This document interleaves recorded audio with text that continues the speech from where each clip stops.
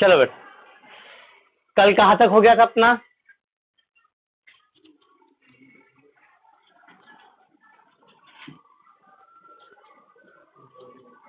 Business, profession, employment अपन ने समझ चुके थे ना।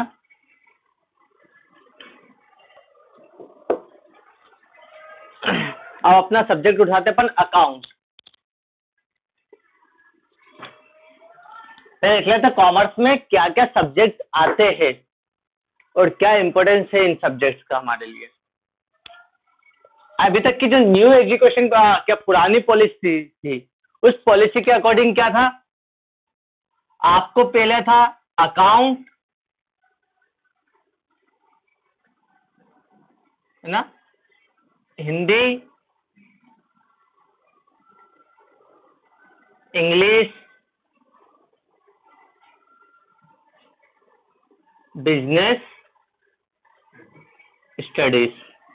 देन पांचवा सब्जेक्ट रहता है, ये आपका रहता ऑप्शनल, चॉइस रहता है। इसमें आपको चॉइस करना रहता है हमें क्या जाना है। इसमें एक ऑप्शन रहता है, आप ले सकते इकोनॉमिक्स। आपका इकोनॉमिक्स होगा, है ना, आईपी है ना। दूसरा रहता है IP, full form information practice, या इसके ऑब्लिक में आप ले सकते हो मैथ। बहुत सारे रहते सर हम कॉमर्स विथ मैथ्स लेना है, तो कॉमर्स विथ मैथ्स ले सकते हैं। बहुत सारे आईपी, जिनको कंप्यूटर में रुचि है वो आईपी लेगा, है ना। और जिसको इकोनॉमिक्स से हमारे देश की अर्थव्यवस्था को समझना है कि हमारा देश फाइनली क्या फाइनेंशियली कैसे वर्क करता है, वो इकोनॉमिक्स लेगा। तीनों ही अपने आप में बहुत इंपॉर्टेंस रखते हैं। अगर आगे जाके आपको कॉम्पिटिटिव एग्जाम्स की तैयारी करना, मैथ्स को और स्ट्रॉन्ग करना, हालांकि 10 तक सफिशिएंट रहता है, 10वीं से ज्यादा मैथ्स नहीं पूछा जाता है, तो 10वीं तक का मैथ्स आपके लिए अच्छा रहता है। लेकिन उसके अलावा आपको और कुछ पढ़ना है इकोनॉमिक्स, तो ये आपको यहाँ पे पढ़ना पड़ेगा भारतीय इकोनॉमिक्स। भारत की अर्थव्यवस्था, अर्थव्यवस्था मतलब भारत में अर्थ पैसे की व्यवस्था कैसी है, इसे पढ़ना पड़ता है। ठीक है, इसमें सबसे बड़ा और सबसे मेन सब्जेक्ट हमारा रहता है अकाउंट। क्या होता है अकाउंट?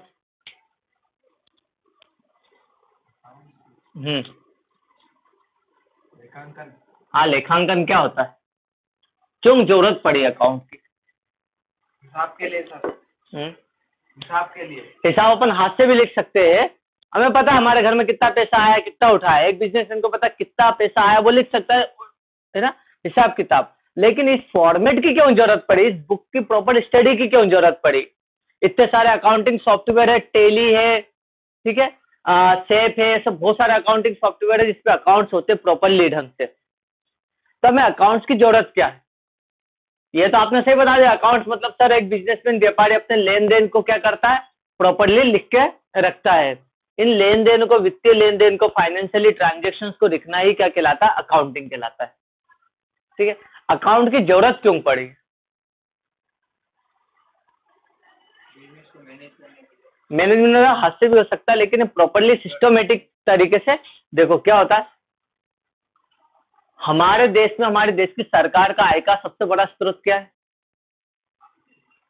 सरकार के पास इनकम कहां से आती है? टैक्स के थ्रू, है ना।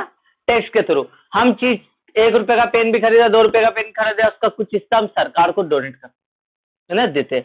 बिस्किट खरीदने गए, उस पर लिखा रहता है इंक्लूसिव टैक्स, मतलब इसमें हम जो भी पैसा देंगे उसका कुछ हिस्सा सरकार के पास जाएगी। ठीक है, रोड बनाने में, जो भी आप आसपास देखोगे सरकार क्या करती है, हमारे देश के विकास में इन पैसों का उपयोग करती है। तो टैक्स हमारे पास से जाता है, व्यापार के पास से जाता है। तो एक व्यापारी अपनी आय का कुछ हिस्सा क्या करता है, सरकार को देता है। अब सरकार टैक्स भी कैसे लेती है? स्लैब पे दे दी है। जैसे एक बिजनेस, एक कंपनी है, एक कंपनी ने 1 लाख रुपए कमाया, तो 1 लाख का 30% किसके पास जाता है? सरकार के पास सीधा टैक्स जाता है। 30,000 रुपए सरकार के पास टैक्स जाता है। अब वो सोचो, आपकी कंपनी, आपने 1 लाख रुपए कमाए, इसमें से 30,000 आप किसको दोगे? सरकार को टैक्स दोगे। तो फिर आप झूठ नहीं बोलोगे कंपनी से, नहीं हमने तो 50,000 ही कमाए, है ना। इंसान झूठ बोलने लग जाएगा क्योंकि टैक्स बचाने की कोशिश करेगा।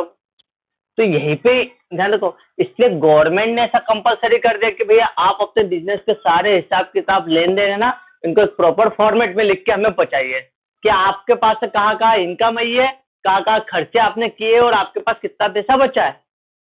ये आपके इनकम के लेन देन को है ना व्यवस्थित रूप से रखा जाए ताकि सही सही जानकारी सभी पक्षकारों तक पहुंच जाए, इसलिए अकाउंटिंग की शुरुआत हुई।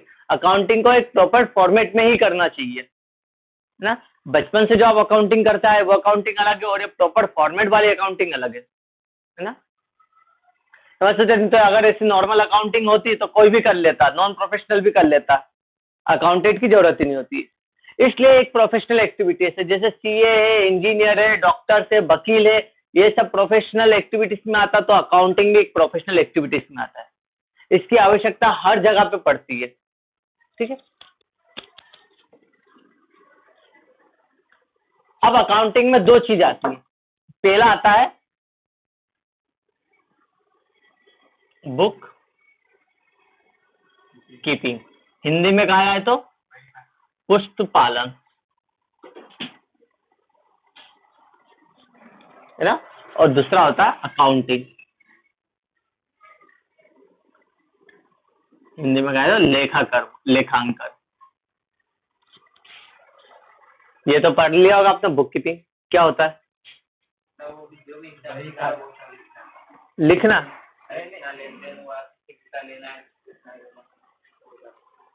वो तो अकाउंटिंग हुआ ना, हिसाब किताब सब लिखना है, अकाउंटिंग हुआ। सर बुक कीपिंग वो होता है जो अपन ने पूरे साल में जितने भी लेन देन करे, हाँ, और वो पूरा अपन ने जिस बुक में लिखे ना उसको बही खाता बनेंगे। और अकाउंटिंग वो होता है इसको प्रॉपर से लिखे, पुस्त पालन या बही खाता भी बोल सकते अपन। खाता उधर जवाब ये दोनों ही देंगे कि आपको कुछ पता है ना। बही खाता वापस की तरफ पुस्त, इंग्लिश में पढ़ेंगे बुक, बुक का मतलब होता है किताब, कीपिंग मतलब रखना, ठीक है। अब आपने 5,000 रुपए का सामान किसी को बेचा, आपने बोला कि सर हमने 5,000 का सामान बेचा, आपके पास प्रूफ क्या है कि आपने बेचा। बिल बनाना, ठीक है। तो एक व्यापारी सामान बेचता तो उसके बिल्स की दो कॉपी रहती है, एक कॉपी वो जिसको आपने सामान बेचा उसके पास, और कार्बन लगा रहता है उसकी एक कॉपी आपके पास रहती है। आप बोलोगे सर मेरे पास प्रूफ है मैंने 5,000 का सामान बेचा, है ना। तो गवर्नमेंट बोलेगी 5,000 पे टैक्स दे। बोले नहीं, इस 5,000 का जो सामान बेचा ना तो उसको मैं 3,000 में खरीद के लाया था।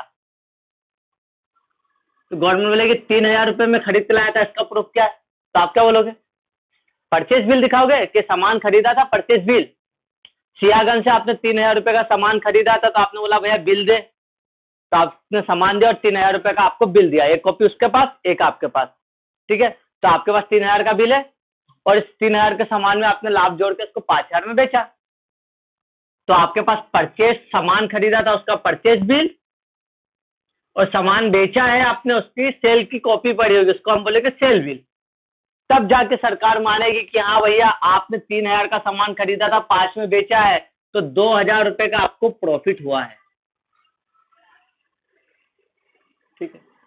तो हम हिसाब किताबों को मन से अकाउंटिंग नहीं कर देंगे कि नहीं 5,000 में सेल कर दे इसको, तो नहीं तो कोई मन से करने लग जाएगा तो अकाउंटिंग का मीनिंग ही बदल जाएगा, ना आप खुद से हिसाब किताब रख पाओगे ना सरकार को दे पाओगे, ठीक है। तो इसी बुक्स को करना है कि मतलब कुछ ट्रांजैक्शन जो आपने लेन देन करे उसके जो प्रमाण है ना, प्रूफ, इनको संभाल के रखना ही बुक कीपिंग कहलाता है।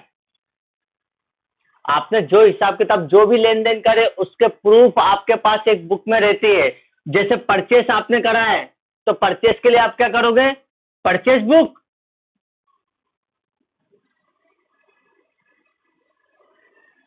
साल भर में आपने जितनी परचेस करी आपने एक रजिस्टर बना लिया, आज कितने का सामान खरीदा सबके बिल इनमें लगा, है ना। 365 दिन में आपने जितने भी सामान खरीदे उन सबके परचेस की आपने कॉपी बना दी, रजिस्टर, है ना। इसे आप क्या बोलोगे, परचेस बुक, कि सर हमने सालाना जो भी सामान खरीदा उसके सब रिकॉर्ड ये रखे, है ना। जितना भी सामान बेचा उसके लिए हम क्या बनाते, सेल्स बुक, ये सामान बेचा है सेल बुक, ठीक है। बैंक से लेन देन भी करते हैं तो इसे हम क्या बोलेंगे, कैश लेन देन करा तो उसके लिए कैश बुक, है ना। बैंक से लेन देन करा तो बैंक बुक, अब एक दुकान में बहुत सारे खर्चे भी होते हैं, जैसे लाइट का बिल है, टेलीफोन का बिल है, स्टेशनरी का है, प्रिंटिंग का है ना, स्टाफ रख रखे आपने आपकी दुकान पे, उनको सैलरी देना, ये खर्चे नहीं है क्या? तो आप ये नहीं बोलोगे सर 3,000 का सामान था, 5,000 में बेचा, 2,000 में मेरा प्रॉफिट नहीं, अब इसमें बहुत सारे खर्चे घटाना बाकी है। हमारे यहाँ पे लाइट आया, लाइट का बिल, टेलीफोन का बिल है, पानी का बिल है ना, स्टाफ की सैलरी, कमीशन में कुछ टूट फूट हो गया, रिपेयर करवाया, बहुत सारे खर्चे। तो गवर्नमेंट बोलती है हाँ इन सब खर्चों को घटा लो, उसके बाद जो बच रही है आपकी इनकम उसके ऊपर टैक्स दो, है ना। तो आप क्या बोलोगे, आपने लाइट का बिल भरा तो आपके पास प्रूफ क्या, आप बोलोगे सर बिल है मेरे पास लाइट का और इसके ऊपर सील भी लगेगी, इसका पेमेंट हो चुका है। इट मीन्स आपके पास बिजनेस से रिलेटेड एक्सपेंसेस का रजिस्टर होगा, एक्सपेंसेस बुक। इन हिसाब किताबों को रखना ही तो बुक कीपिंग है। इन बुक्स को प्रॉपरली आपको संभाल के रखना ही बुक कीपिंग होती है, समझे। अब इसी के बेस पे तो आप एंट्री करोगे अकाउंटिंग। क्या प्रूफ है आपने साल भर में इतना सामान खरीदा, आप बोलोगे सब प्रूफ ये रहे, सबके बिल लगे हुए। आपने एक अकाउंटिंग करी, एक एंट्री का एक बिल होगा, सामान बेचा उसका बिल यहाँ पे होगा, किसी को कैश पेमेंट करा, कैश बुक में एंट्री होगी, साइन करी रहेगी, है ना। बैंक से ट्रांजेक्शन करा, आप बैंक से स्टेटमेंट निकालोगे, जैसे पासबुक में लगा रहता ना आपकी एंट्री, कितना पैसा गया कितना है। एक व्यापारी को क्या मिलता है, स्टेटमेंट मिलता है, उसको पासबुक नहीं मिलती है, उसको एक कागज में स्टेटमेंट निकाल के देते हैं। एक्सपेंस, आपने किसको सैलरी दी है, लाइट का बिल दिया, टेलीफोन का बिल दिया, इनके बिल का है, बोले सर एक्सपेंस बुक में लगे हुए। तो इन सारे खर्चों को ही हम क्या बोलते हैं, बुक कीपिंग।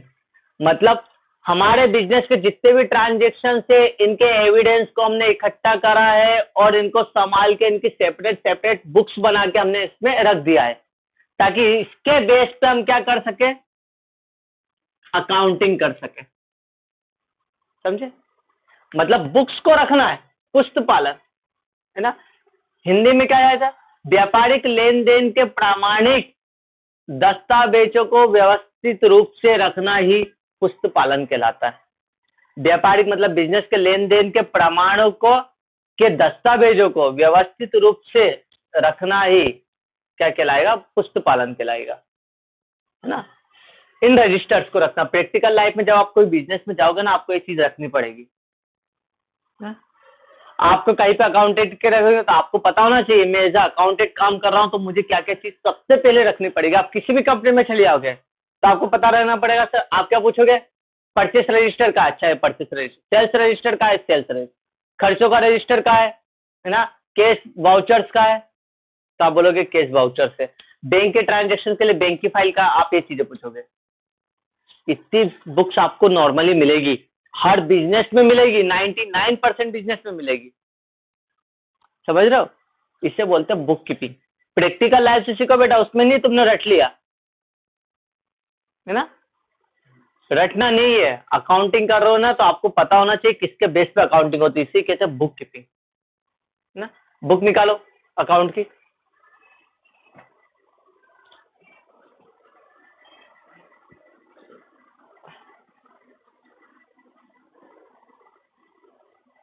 जल्दी निकाल, बीमार है क्या तू।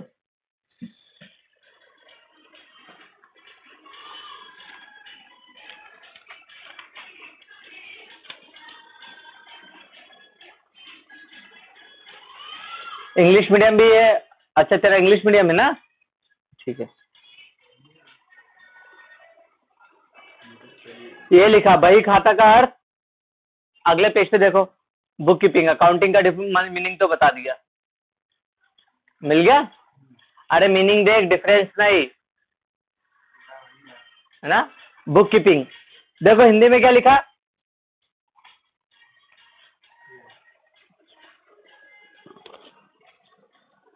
बही खाता की पुस्तपालन भी कहते हैं, अंग्रेजी शब्दों में बुक तथा कीपिंग शब्दों से मिलकर है। इसका अर्थ होता है लेन देनों को पुस्तकों में लिखना, है ना, प्रमाण के रूप में। व्यवसाय में कई प्रकार के लेन देन, मौद्रिक लेन देन होते हैं पैसे से रिलेटेड, जिनका व्यवस्थित रूप से पुस्तकों में लेखा करना आवश्यक होता है, ठीक है। बही खातों को विद्वानों ने अलग अलग तरीके से परिभाषित किया है। ये तो लैंग्वेज थी उसकी,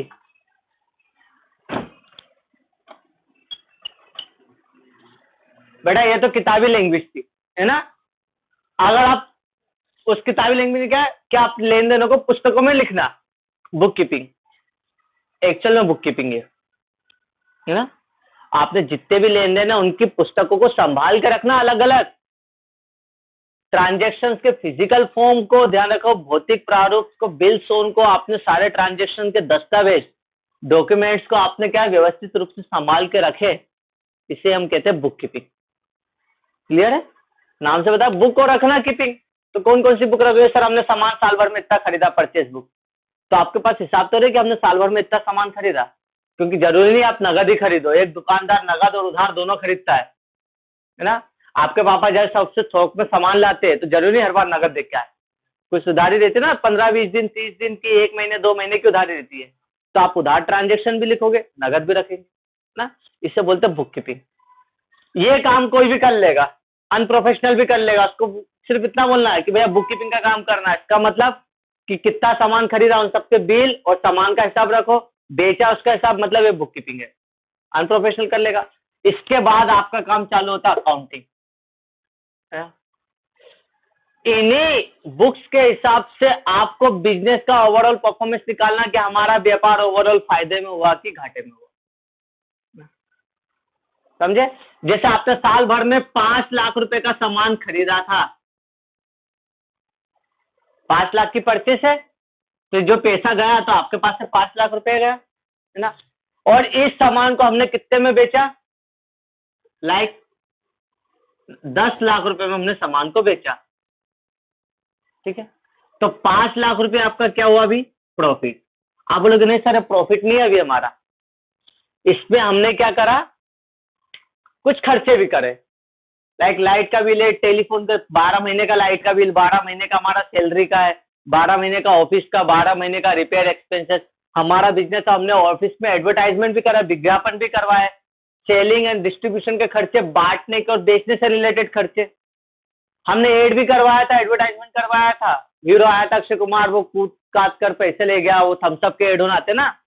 तो क्या थम्सअप की बोतल, जो थम्सअप आप देखते हो क्या कॉस्ट आती है? 60 पैसे की, अंदर उसके अंदर कोल्ड ड्रिंक्स आती है, और 1 रुपए की बोतल, 1 रुपए 60 पैसे की एक थम्सअप की बोतल फाइनली मार्केट में बिकती कितने में? समझे? आपको पता ना 15 रुपए में नॉर्मली बिकती है। तो सर 1 रुपए 60 पैसे की नॉर्मली, मैंने तो काम किया है यहाँ पे इसलिए बता रहा हूँ मैं। 1 रुपए 60 पैसे की बोतल जो बनती है वो आपको मार्केट में 15 रुपए में मिल रही है। इसका रीजन क्या? सरकार विदेशी कंपनियों पे 40% टैक्स लेते हैं, तो इसके ऊपर 40% वो जुड़ा हुआ है। फिर अक्षय कुमार आया, करोड़ों रुपए लेके चला गया। एड, टीवी में एड दिखाया, एड करने के उसने, फिर इसको एड को दिखाने के लिए, टेलीकास्ट करने के लिए तो टीवी वालों को पैसा देना पड़ता है, वो एड के पैसे लग गए, है ना। फिर ये जो थम्सअप जहां से बनी होगी, जिस कंपनी कारखाने से बनी होगी, फिर वहां से पूरे देश में पहुंचाई होगी, तो ट्रक का खर्चा, ट्रक ड्राइवर का खर्चा, पेट्रोल का खर्चा, एडवर्टाइजमेंट का खर्चा, सेलिंग का, डिस्ट्रीब्यूशन का, कितने सारे खर्चे, है ना। ऐसे आपके बिजनेस में बहुत सारे खर्चे। ऐसा नहीं कि पापा ने बोला कि हम तो राजवाड़े सामान लाए, उससे फेंका, आपने कैच कर लिया, ये तो नहीं होगा ना। गए वहां तक, पेट्रोल लगा, आपके पापा की मेहनत भी लगी, या कोई लेबर पहुंचाया था उसकी मेहनत लगी, है ना। हो सकता है गाड़ी में बड़ा सामान है, कार में, या बड़ी गाड़ी में आपने क्या करा, 4 व्हीलर में भरवाया, भाड़ा लगा, है ना, भरवाने के लिए लेबर्स लगे, यहाँ तक लाए, लगा ना। तो कितना खर्चा लगता है। तो ये सब खर्चे आपने घटाए, बोले सर हजारों एक्सपेंसेस है, इन एक्सपेंसेस को घटाए, कम से कम 3 लाख रुपए हमारा खर्चा हो चुका सालाना। फिर गवर्नमेंट बोले कि 2 लाख कमाया ना, हाँ 1 साल में हमने 2 लाख रुपए कमाए, ऐसे हम बोलेंगे प्रॉफिट। अब इनको प्रॉपर फॉर्मेट में ही बताना है आपका अकाउंटिंग, ये सब आपको प्रैक्टिकल लाइफ में करना है। एक भी चीज बाहर काम, ऐसा नहीं कि सर फालतू काम की। 10 तक आपने जो कुछ पढ़ा था वो आपके थोड़े बेसिक नॉलेज के लिए था, है ना। अब ये आपके प्रैक्टिकल लाइफ के नॉलेज के लिए, ये सब चीजें आपको काम में आनी है, ठीक है। अभी अपन बुक में कर रहे हैं, थोड़े दिन बाद कंप्यूटर पे करेंगे, ठीक है, सही है बेट? ओके, आ गया ना बुक कीपिंग में समझ? ये भैया ने सामने जो रखी है बुक कीपिंग से, तो सामने हमारे यहाँ पे रजिस्टर रखे ना, बुक्स होने, ये सब बुक कीपिंग है। और साइड में भी रखे, बैग के पीछे देखो, बैग के पीछे दिख रहे हो रजिस्टर सब, ये बैग है, और इस बैग के पीछे ये file, purchase file, sale file, bill, तो सब लगे रखे, ये बुक कीपिंग है ना। सबके रजिस्टर अपने हिसाब किताब अलग अलग रखे, क्लियर है? अब बुक कीपिंग और अकाउंटिंग में डिफरेंस समझ जाओगे, अंतर आएगा एक आपको वो एग्जाम में, difference between book keeping and accounting, पुस्तक पालन एवं लेखा कर्म में अंतर बताइए, मिल गया है ना। सबसे पहले कौन सा होगा, एक ये है ना लेखांकन, है ना, इसका एरिया छोटा, केवल बुक को रखना ही काम खत्म, बुक कीपिंग। इसका एरिया बहुत बड़ा, अकाउंटिंग बहुत बड़ा है, पूरी बुक अकाउंटिंग है ना। इससे अनप्रोफेशनल बंदा भी कर सकता है, एक सामान्य ज्ञान वाला भी, इसके लिए प्रोफेशनल बंदे की जरूरत है, पेशेवर व्यक्ति की, ठीक है ना। इसमें हाथों से वर्क होता है, एक्चुअल में यहाँ पर है क्या ना, इस लेखांकन के लिए हमें क्या करते हैं, कंप्यूटर की जरूरत नहीं पड़ती है ना, लेकिन इसमें अब कंप्यूटर की जरूरत पड़ती है अकाउंटिंग में। तो ये चीज आप नॉर्मली डिफरेंस देख लेना, कितने डिफरेंस है, 11 है। एग्जाम में कोई से 5 करना आपको, वहां पे भी मिलेगा एग्जाम में और आपको भी मिलेगा, ठीक है।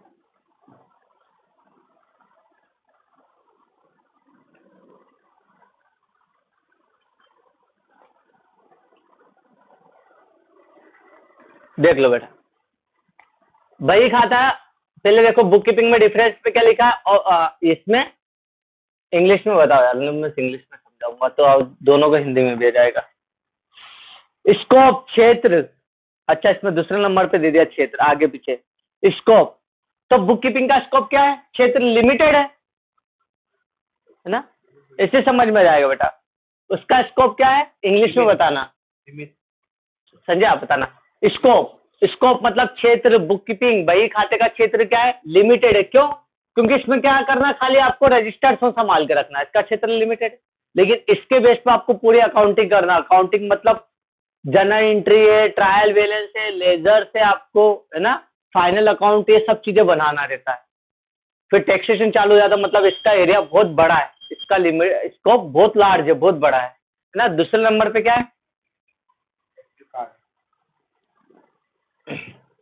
एक्टिविटीज। बुक कीपिंग में क्या होता है ना, गतिविधि होगा इसमें, कार्य है ना, बही खाते का कार्य, लेन केवल हाँ लेन देनों का लेखा करना होता है, केवल अकाउंट को रिकॉर्ड करना होता है। क्या क्या करते हैं इसके अंदर में, ट्रांजेक्शन को है ना, पहली बार लिखा है, पहली बार लेन देन के ट्रांजेक्शन को हम किसमें लिखते हैं, बिल में। हमने सामान बेचा, आप दुकानदार, मैं दुकानदार हूँ, आप आए सामान खरीदने, तो मैंने आपको पहली बार ट्रांजेक्शन क्या करा, बिल के थ्रू दिया, मतलब पहली बार हमने रिकॉर्ड को कहाँ पे लिखा, बिल में। तो पहली बार मतलब बुक कीपिंग में हम लेन देन को पहली बार रिकॉर्ड करते हैं, है ना। इसमें प्राइमरी रिकॉर्ड्स को रखना और इसी के बेस पे क्या करते हैं, हम अकाउंटिंग करते हैं, ठीक है। यही चीज आपको मिल जाएगी, हाँ।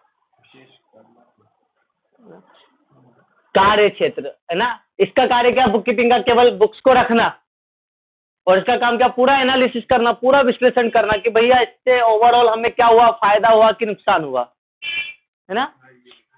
हाँ, ये पूरा विश्लेषण का मतलब पूरी जानकारी करना है ना। यंत्रों का प्रयोग, इस कार्य के लिए यंत्रों का भी प्रयोग किया जाता है, मशीन का प्रयोग किया जाता है। मॉल्स में जाते तो बारकोड रीडर से करते ना, बिल बनाते तो बारकोड से रीड करते, फिर इंटर दबाते तो प्रिंट निकलता। आजकल डिजिटल बिल्स आ गए, पहले बिल बुक आती थी और हाथ से, अभी भी आती बिल बुक, छोटे व्यापारी बिल बुक का यूज करते हैं, है ना, कि हाथ से बिल बना के दे दिया, इसमें फर्जीवाड़ा भी हो जाता है। और कंप्यूटराइज बिल बना के दिया, बारकोड से स्कैन करके दिया तो फर्जीवाड़ा कम होना, समझ रहे हो ना। नहीं तो अगर मॉल्स में सोचो हाथ से बिल बनाने लग गए तो फिर क्या होगा, मॉल के एम्प्लॉयज उन्हें घपला करने लग जाएंगे, समझ रहे ना। फर्जी बिल बना दिया, सामान गायब कर दिया, अमाउंट कम ज्यादा लिख दिया, समझ रहे हो, तो ये फर्जीवाड़ा हो जाता है। तो ये फर्जीवाड़े को रोकने के लिए क्या मशीनों का यूज किया जाता है। और अकाउंटिंग में किसका यूज होता है, पहले तो हाथों से होती थी, पुराने टाइम के जो मुनीम है, मुंशियों ने, वो क्या करते थे, लाल रजिस्टर में अकाउंटिंग कर देते थे। यहाँ पर अब आजकल किसका यूज होता है, कंप्यूटर का यूज होता है। देखो बिना कंप्यूटर का अकाउंटिंग नहीं होती है ना, पहले पॉसिबल था लेकिन अब पॉसिबल नहीं है, बिना कंप्यूटर अकाउंटिंग नहीं होगी, है ना। ये तो आप सरकार को हाथ से लिख के दे दो, लो भैया हमारा ये हिसाब है ना। अब पता चला नवीन की राइटिंग आ रही, टेढ़ी जा रही, सरकार को समझ में नहीं आ रही, है ना। क्योंकि देखो हाथ से लिखने में और कंप्यूटर से लिखने में अंतर है। अब हाथ से चलो आपने पूरा अकाउंट प्रॉपर्ली सही बना के सरकार को दे दिया, आपकी राइटिंग समझ में नहीं आया, आपने बहुत सारी गलती करी, आपने रूल्स रेगुलेशन ही गलत लगाया तो अकाउंट गलत होगा, है ना। तो इसलिए कंप्यूटर का यूज होता है। ये डिफरेंस पता चल गया आपको। योग्यता, बुक कीपिंग के लिए क्या चाहिए? पढ़ाई लिखाई में सामान्य ज्ञान, क्वालिफिकेशन, है ना। और अकाउंटिंग के लिए स्पेशल नॉलेज चाहिए, आप अकाउंटिंग कर पाओगे, बुक कीपिंग हर कोई कर सकता है ना। तो इसके लिए स्पेशल नॉलेज चाहिए आपको, क्योंकि प्रोफेशनल एक्टिविटी है, और इसके लिए जनरल एक्टिविटीज है, इसके लिए सामान्य ज्ञान चाहिए। ये हो गया। बहुत सारे ऐसे मिल जाएंगे बेटा, सब चीजें आप कर लोगे खुद ही, है ना। इसमें शुद्धता की जांच नहीं होती है, आप गलतियां नहीं पकड़ पाओगे इसमें, लेकिन इसमें गलतियां पकड़ लोगे अकाउंटिंग में, है ना। और लेखे का समय, है ना, लेखे का समय कब कब लिखा जाता है ना। बुक कीपिंग कब? ये उसी दिन लिख दी जाती है जिस दिन ट्रांजेक्शन हुआ। आप सामान आए खरीदने के लिए, मैंने बिल बना के आपको दिया, उसी समय लिखा गया बुक कीपिंग में। लेकिन अकाउंटिंग इसके बाद चालू होती है ना, क्योंकि इन बिल्स के बेस पे तो आप क्या करोगे, कंप्यूटर में रिकॉर्ड करोगे कि भाई आज हमने इतना का सामान बेचा, ये बिल है ना। मतलब ये पहला काम है बुक कीपिंग, और इसको बाद में करते हैं अकाउंटिंग, ठीक है। हाँ ठीक है, समायोजन, एडजस्टमेंट, ये सारी चीजें तुमको पढ़ना पड़ेगा अभी। प्रक्रिया, लेखांकन की प्रक्रिया, जो चार्ट बनाना अगले पेज पे, इसी चार्ट को बताना आपको बनाकर।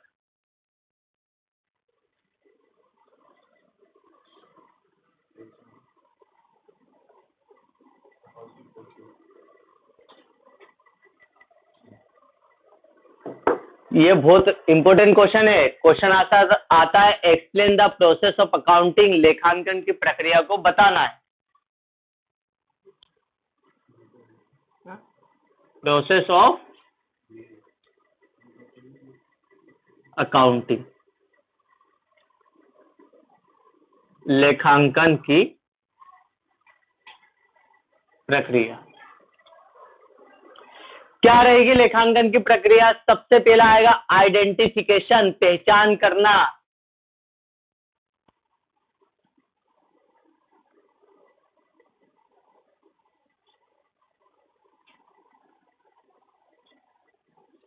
पहचान का मतलब क्या हुआ, है ना। ध्यान रखो, अकाउंटिंग किसकी होती? केवल वित्तीय लेन देनों की होती है, फाइनेंशियल ट्रांजेक्शन की, है ना। एक दुकानदार ने अपने बच्चे को डेयरी मिल्क निकाल के दे दी, इसकी अकाउंटिंग होगी? नहीं होगी, ठीक है। अकाउंटिंग किसकी होगी? केवल वित्तीय लेन देनों की, ना। कोई बच्चा आया कि बुक दे दो सर, 10 मिनट के लिए बुक बताइए, मैं घर पे थोड़ा कुछ काम करके आ जाऊं, और वो उसने आपको बुक वापस दे दी, आपने बेची क्या बुक? नहीं, है ना।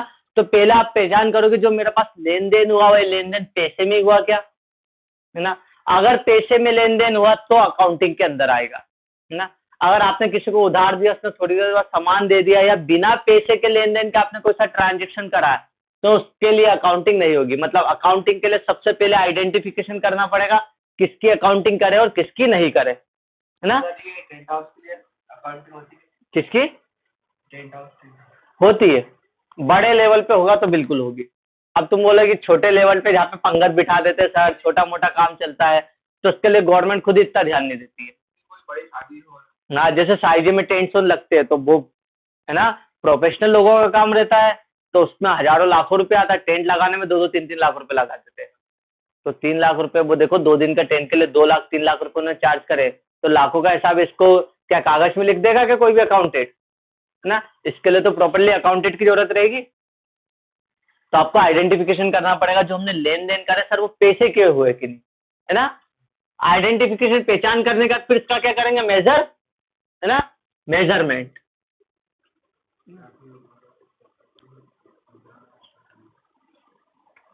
मापन, मापन का मतलब, इधर ध्यान दो बेटा। आप ये नहीं बोलोगे कि संजय बोल देगा कि मैंने तो नवीन को एक बुक बेची, पैसे में बेची, है ना। तो आपने आइडेंटिफिकेशन कर दिया कि बेची, इसके बदले में पैसा आया, लेकिन आप ये नहीं बता बस सर बेची हमने, हमें नहीं पता कितने में बेची। माप नहीं पाओगे, मेजर नहीं पाओगे कि आपका ट्रांजेक्शन क्या हुआ, पैसे में हुआ, लेकिन कितने पैसे में हुआ। ये अकाउंटिंग में सबसे पहले करेंगे आइडेंटिफिकेशन, हाँ सर हमारा लेन देन पैसे का हुआ, कितने पैसे में हुआ, 100 रुपए, 500 रुपए, 1000 रुपए, लाख रुपए, जो भी होगा उसको आप मेजर करोगे, है ना, मेजरमेंट। क्योंकि आप अमाउंट क्या डालोगे, बिल बनाओगे तो आपने बिल तो बनाया, इसमें अमाउंट भी तो डालोगे, मेजरमेंट। फिर इसके बाद रिकॉर्डिंग, हाँ हमने माप लिया, क्या सर लेन देन हुआ, पैसे का हुआ, है ना, 500 रुपए का हुआ, 500 को आप रिकॉर्ड तो करोगे, इसकी क्या करोगे, अकाउंटिंग करोगे,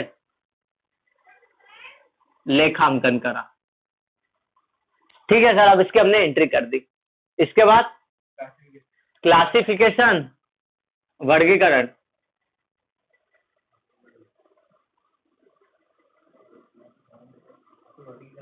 वर्गीकरण का मतलब क्या होगा, इधर ध्यान दो कि सर ये जो लेन देन हुआ एक कौन सी कैटेगरी का है, परचेस है, सेल है, पेमेंट है, रिसीविंग है, क्या है ना।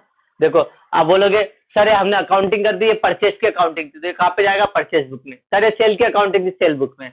ये तो लाइट का बिल था, फाइनेंशियल ट्रांजेक्शन था, पहचान लिया, आइडेंटिफिकेशन माप लिया कि नहीं सर 500 रुपए का बिल था लाइट का, है ना, उसकी अकाउंटिंग कर दी। भरने के बाद अब इसको किस में डालेंगे आप, एक्सपेंस रजिस्टर में। सर वो लाइट का बिल था, टेलीफोन का, सैलरी का, जो भी, तो उस रजिस्टर में डाल दोगे, है ना। क्लासिफिकेशन कर दिया। फिर इसका समराइज,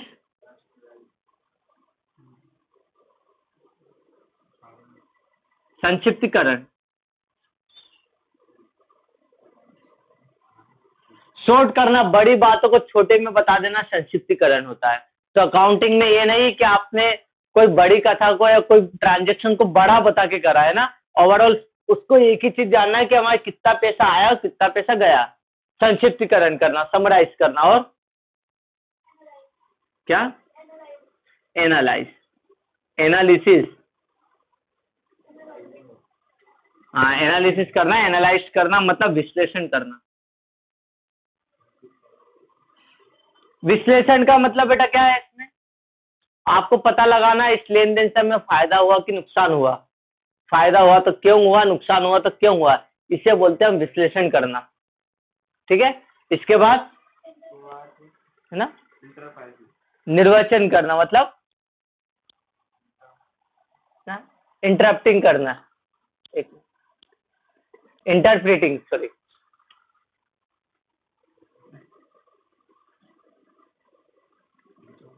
इंटरप्रेटिंग मतलब निर्वचन करना। हम पिछली गलतियों से सीख के भविष्य की योजना बनाते हैं, या हमारा पिछले अनुभव के आधार पे हम आगे की योजना बनाते हैं। तो आपके ने जो विश्लेषण करा था, जो लाभ और हानि निकाली थी, उसके बेस पे आप आगे की योजना बना सकते हो, है ना। ये आगे की योजनाएं बनाने के लिए आप क्या करते हैं, इंटरप्रेटिंग करते हो, है ना। इसके बाद कम्युनिकेटिंग, संप्रेषण करना,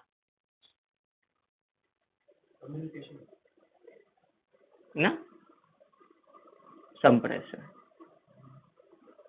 जो भी आपके व्यापार से संबंधित लोग हैं उनसे आप क्या करोगे, बातचीत करोगे, क्या करोगे कि हमने साल भर में क्या करा, ये ट्रांजेक्शन करा, इससे हमें ये फायदा हुआ, अब हमें इस योजना के बेस पे काम करना है, ठीक है। इससे बोलते हैं कम्युनिकेटिंग करना, ठीक है। आपके बिजनेस से जुड़े लोगों से इसके बारे में आप चर्चा करोगे।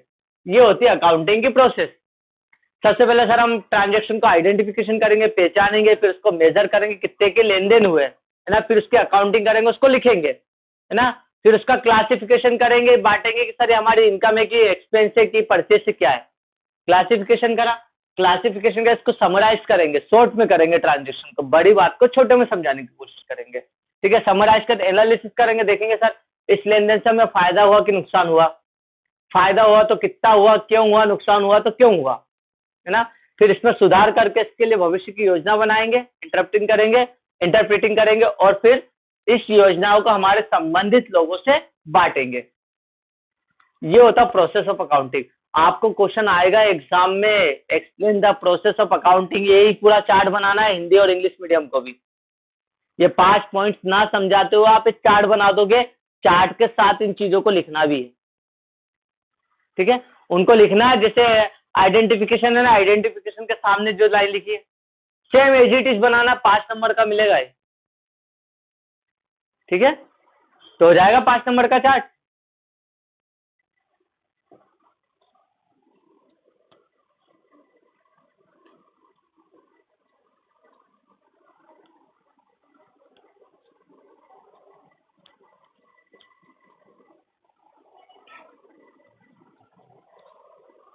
फिर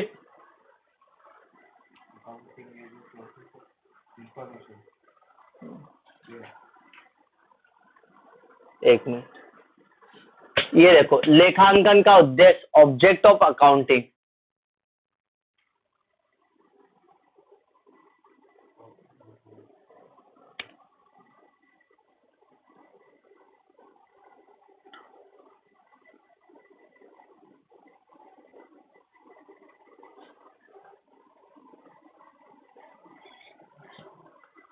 उद्देश्य क्यों हम अकाउंटिंग करते हैं, मैंने तो आपको पहली चीज प्रैक्टिकली बता दी नहीं सर, क्या हमें हिसाब किताब की जानकारी हो जाए, कोई फ्रॉड ना कर सके, यही है ना। अगर आपकी बहुत बड़ी कंपनी है और आपकी कंपनी में 20, 30, 40, 50 एम्प्लॉइज से और सब लेन देन करते हैं, ठीक है, तो कोई फ्रॉड क्यों नहीं कर पाएगा, क्योंकि आप हर ट्रांजेक्शन को हिसाब में आपने केवल लिखो ना। देखते हैं ना दुकानदार पे, आप मॉल पे कोई फ्रॉड क्यों नहीं कर पाता, क्योंकि आपने 1 रुपए की चीज ली तो भी क्या करेगा, उसका बिल बनेगा, तो पता चल जाएगा इतना सामान आया इतना सामान गया, तो कोई एम्प्लॉय कैसे फ्रॉड कर पाएगा। लेकिन भाई एक छोटे कपड़े की दुकान है जहाँ पे बिल ही नहीं बन रहा है, अब मालिक ही नहीं, नौकर बैठा है, एक आया है उसने बोला सर कपड़ा बताओ, आपने टी शर्ट बेच दी और वही पैसा जेब में रख लिया, वाला मालिक तो ये नहीं कौन सा दिखने वाला है, पता कर पाएगा क्या, फ्रॉड नहीं। लेकिन अगर वो दुकान पे जो सामान लेने वाला आया उसने बिल भी लिया तो फिर फ्रॉड ऐसे भी नहीं हो पाएगा, समझे। इसका मतलब लेखांकन का उद्देश्य क्या है सर, हिसाब किताबों को हम व्यवस्थित रूप से रख सके, दूसरा फ्रॉड की जानकारी हो सके, तीसरा सरकार ने भी बोला टैक्स भरने के लिए, कर के लिए भी आवश्यक है, टैक्स के लिए, है ना। चौथा हमें हमारे व्यापार की लाभ हानि निकाल सके, प्रॉफिट हुए कि लाभ हमारा क्या, हमारा बिजनेस लॉस में, भविष्य के बारे में हम योजनाएं भी बना सकते हैं। ये लेखांकन के उद्देश्य है। पहला उद्देश्य क्या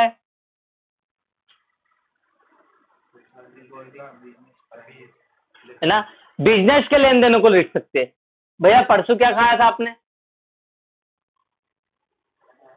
खाने में क्या खाया था दोपहर में, नहीं पता ना, वही रोटी सब्जी में क्या खाया सर, परसों का नहीं पता, पिछले हफ्ते का पता नहीं। तो वैसे ही अगर आपके पापा ने वहां से है ना सामान खरीद के लाया होलसेल में और आपने बोला 1 महीने बाद ना पेमेंट दे देंगे, अगर वो अकाउंटिंग नहीं करता तो उसको याद रहता कि हमने कितने सामान बेचा था, कितने क्या शूज दिए थे, कौन सी क्वालिटी के दिए थे, नहीं पता उनको, है ना। तो अकाउंटिंग के हमारे बिजनेस के ट्रांजेक्शन को लॉन्ग टर्म तक क्या है लिखने के लिए, लिखे रहने के, ताकि समय आने पे हम इनको रख सके एज अ प्रूफ। अगला क्या है इसमें, आप व्यापार का लाभ हानि ज्ञात करने के लिए, बिजनेस का प्रॉफिट या लॉस पता चल जाए कि हमारा बिजनेस प्रॉफिट में है कि लॉस में, है ना। फिर वित्तीय स्थिति, हमारे व्यापार की स्थिति तो पता चल जाए कि हमारा व्यापार सालों से घाटे में चल रहा है कि फायदे में चल रहा है, स्थिति के बारे में, है ना। क्या उपलब्ध कराना, हाँ रिकॉर्ड ट्रांजेक्शन, अगर आपके पास बिल है, सारे ट्रांजेक्शन है, तो समय पे आप बता सकते हो ना कि भाई हमने इतनी तारीख को इतने समय पे आपको ये सामान बेचा था, ये प्रूफ है, ये उधार बेचा था, क्योंकि अधिकतर अकाउंटिंग कब काम में आते जब आपने उधार ट्रांजेक्शन करा ना? क्योंकि 1 साल तक की अकाउंटिंग है, अगर आपने 15 जनवरी को भी आपने मुझसे कुछ सामान लिया है और आप मुझसे 31 दिसंबर को भी पूछोगे आपसे क्या सामान लिया था, तो मैं क्या बोलूंगा, 15 जनवरी का हिसाब निकालो, बिल निकालो इनका, मैंने आपका परचेस बिल निकाला है ना आपके नाम का, है ना, उसमें देखा कि देखो 15 जनवरी को हमने आपको इतना सामान बेचा था उधार, ये पैसा लेना बाकी है, ठीक है। तो आप समय पे एज अ प्रूफ प्रमाण के तौर पे भी निकाल सकते हो उसको, है ना, याद रखने में भी आसान रहेगा। और हाँ, एक मैनेजमेंट में भी वो सहायक होंगे बिलों। और त्रुटियां, अगर चीजें लिख के रखोगे तो आपको ज्ञान हो जाएगा कि कहाँ गलतियां करी है ना। तो लिख के रखोगे तो आपको गलतियों के बारे में भी पता चल जाएगा।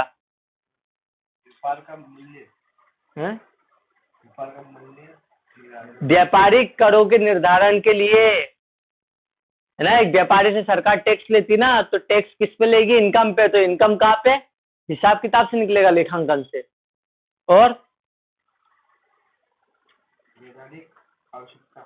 हाँ, सरकार ने जरूरी भी बोला कि भाई आपको अकाउंटिंग करना ही पड़ेगा, अगर आप व्यापार कर रहे हो, एक व्यापारी को अकाउंटिंग करना बहुत ज्यादा जरूरी, जॉब कर रहे हो तो जरूरी इतनी नहीं है, लेकिन अगर आप बिजनेस कर रहे हो तो अकाउंटिंग जरूरी है ना।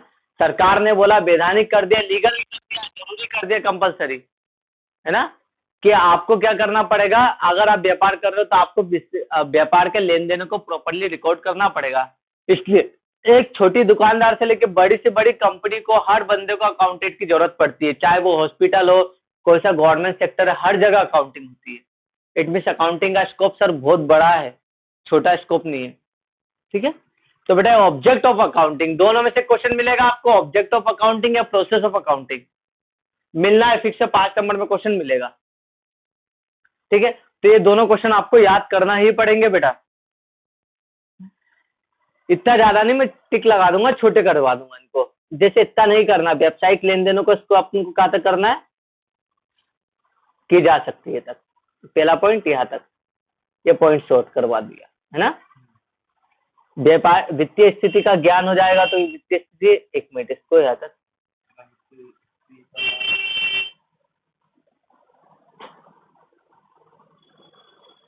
यहाँ तक की जा सकती है तक ना। तो पॉइंट्स मैं आपको छोटे करवा दूंगा।